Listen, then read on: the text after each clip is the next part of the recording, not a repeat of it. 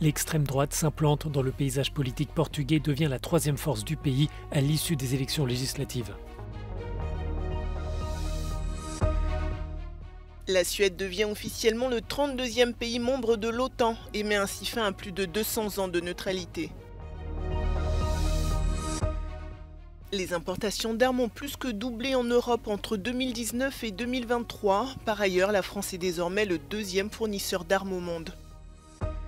L'Union européenne est parvenue à un accord pour mieux encadrer les droits des travailleurs des plateformes numériques tels que les livreurs et les chauffeurs VTC.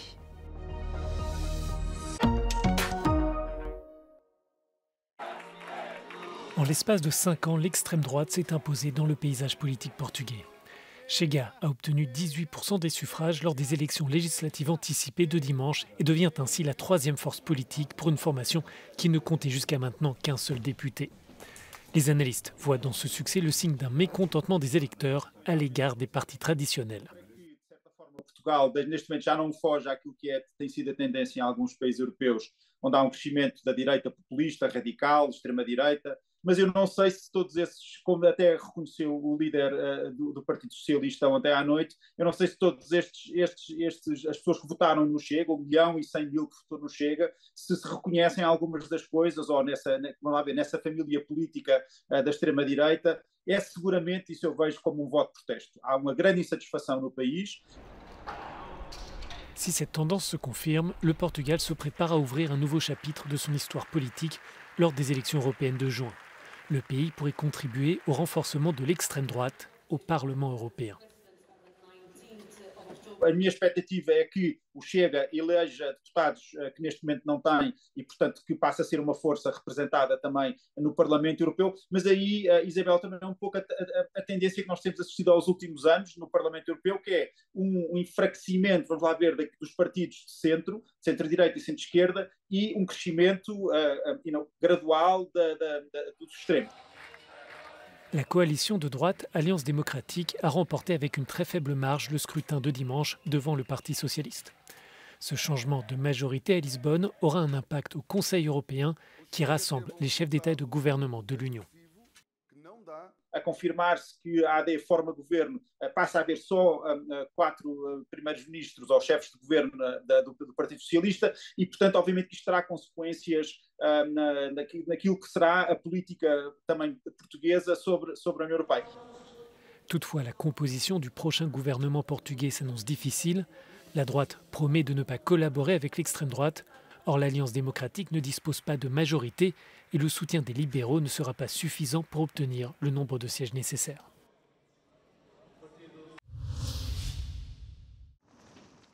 Devenu le 32e membre de l'OTAN, ce lundi 11 mars, le drapeau de la Suède a été hissé au siège de l'Alliance à Bruxelles. Stockholm avait décidé de rallier l'OTAN après que la Russie a envahi l'Ukraine. Bien que la neutralité militaire fait partie de l'identité du pays, 2 tiers des citoyens soutiennent la décision du gouvernement. I think it's very good because then we have a protection if Russia is going to bomb us. Me personally, I don't think that we should join the NATO. So yes, because I don't think war is good for anyone. Pour cet expert, la Suède jouait un rôle dans l'Alliance. Le pays était impliqué dans un partenariat pour la paix, mais selon lui, cette adhésion prend une autre tournure. Participate in NATO's fully in NATO's operational planning. 2 is to sit at the table where the decisions are taken and actually take decisions together with the other allies. And the third is, of course, most important. That is Article 5. The mutual security guarantees. Šveđani dobro pamte i 81. godinu prošlog veka kada je 11 dana trajao diplomatski spor Stokholma i Moskve upravo zbog jedne sovjetske podmornice s nuklearnim oružjem. Pour les opposants, cette décision de rejoindre l'OTAN est antidémocratique. Selon eux, le peuple aurait dû être consulté. Comme cela l'a été pour d'autres décisions. You know, we had referendums about EU, about Euro. You know, we had our say about NATO, which is a much bigger thing. But I think it took a kind of big crisis like this war to convince this population, because we love neutrality. We had a general election in September. The decision to join NATO was made in May. And this means that the popular opinion obviously had not very much to say about the decision to switch completely our security policy. En rejoignant l'Alliance Atlantique, la Suède met fin à 200 ans de neutralité et de non-alignement militaire. La ratification de cette accession a été obtenue après de longues négociations avec certains membres de l'Alliance.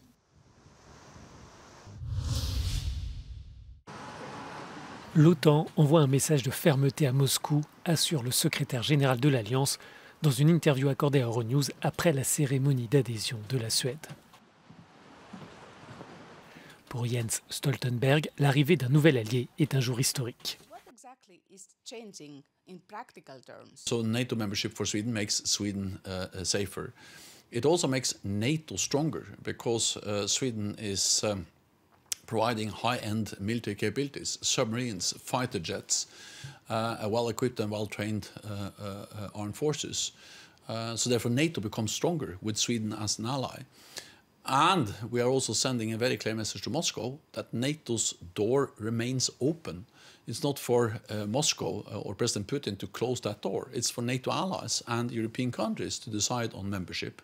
La Russie dénonce depuis longtemps l'expansion de l'OTAN qui se rapproche de ses frontières. Le secrétaire général de l'Alliance demande donc aux alliés de rester vigilants. We always have to take the potential threat from Russia seriously. At the same time, we don't see any imminent military threat against Sweden, Finland or any other NATO ally. Jens Stoltenberg reconnaît qu'il ressent l'inquiétude de certains alliés après les propos de l'ancien président américain et favori des républicains Donald Trump sur les investissements en matière de défense. From the United States, but also from some other allies, there have been some criticism against European allies not investing enough in defense. But I'm confident that US will remain a committed NATO ally also after the US elections, partly because NATO is a good deal for the United States. NATO is important for Europe, but also important for the United States. They have 31 friends and allies, something that Russia, China doesn't have at all. Le secrétaire général de l'Alliance souligne qu'un plus grand nombre d'alliés devrait atteindre le seuil des 2% du produit intérieur brut consacré à la défense. Il estime donc que la réalité d'aujourd'hui est différente de celle des dernières années.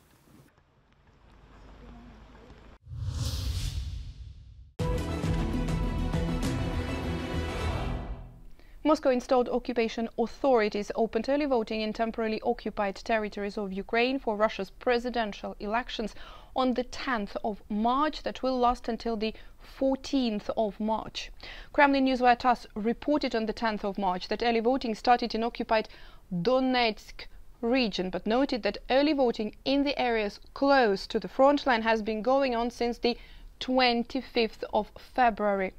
Ukrainian Luhansk region military administration head Artem Lysogor stated that 2,600 so-called Luhansk People's Republic Election Commission officials have been conducting door-to-door campaigning for the past 20 days. According to the Russian Interior Ministry, there are about 2.8 million residents in the temporarily occupied territories of Ukraine who are now Russian passport holders. Russia makes access to services in these regions, including social services and healthcare, conditional on the receipt of Russian passports. Those who refuse will become foreign citizens or stateless persons starting from the 1st of July 2024. There is a realistic possibility that individuals will be deported or face detention after this date if they don't have Russian passports in what the UK Defence Ministry calls, quote, a relentless Russification policy. The Institute for the Study of War continues to assess that the Kremlin and Russia-installed occupation officials intend to falsify votes in support of Russian President Vladimir Putin and fabricate a large voter turnout in an attempt to legitimize Russia's occupation of Ukraine to the international community. C'est une conséquence directe de la guerre en Ukraine. Les importations d'armes en Europe ont plus que doublé entre 2019 et 2023. Un bond de 94% sur les 5 dernières années qui s'explique principalement par les craintes d'une attaque de Moscou. C'est ce qui ressort du nouveau rapport du CIPRI, l'Institut international de recherche sur la paix, basé à Stockholm. L'Ukraine est ainsi devenue le 4e importateur mondial d'armes et le premier sur le continent européen. Le pays représente désormais à lui seul près de 5% des importations mondiales d'armes, contre 0,1% dans la période antérieure à l'invasion russe. Globalement, plus de la moitié des importations d'armes en Europe, soit 55%, proviennent des États-Unis, premier exportateur mondial. Le pays est suivi par la France, qui devient le deuxième vendeur d'armes au monde. Paris a bien réussi à vendre son avion de combat, le Rafale. La France a remplacé la Russie dont les exportations d'armes ont chuté de 53% entre 2014 et 2023. D'après le rapport, cette course globale aux armements, qui n'a été ralentie ni par la période Covid, ni par la récession mondiale, va se poursuivre. Après plusieurs semaines de blocage, les 27 États membres de l'Union européenne sont parvenus à un accord pour encadrer et renforcer le droit des travailleurs de plateformes en ligne, tels que Uber, Deliveroo ou encore Glovo. En 2021, la Commission européenne avait proposé de requalifier les livreurs et chauffeurs VTC indépendants comme salariés pour renforcer leur protection sociale, mais cette dernière avait échoué. We have to take another fight, I think, in order to ensure that this economy, which is an important economy, doesn't maltreat people systematically, treat them as, day-to-day workers that you can, without sick leave, without, any pension rights, without any rights at all, basically. That we have to put an end to that. This is a first step, but a lot will have to be done. Plus de 28 millions de personnes travaillent pour des plateformes numériques. Désormais, le compte des livreurs ou chauffeurs VTC ne pourra plus être supprimé de leur plateforme sur la base d'un seul algorithme. Pour le salariat, en cas de contestation au tribunal, ce sera à la plateforme de prouver qu'il n'y a pas de relation hiérarchique de travail.